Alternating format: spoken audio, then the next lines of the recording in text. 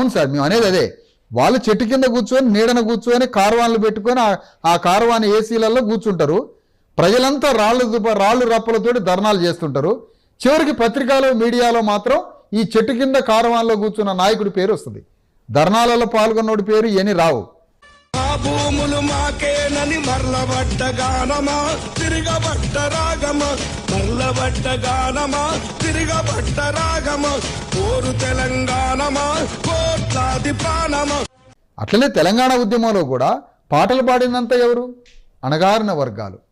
అణగారిన వర్గాలేమో పాటలు పాడే పనిలో ఉన్నారు, డాన్సులు వేసే పనిలో ఉన్నారు. అగ్రకుల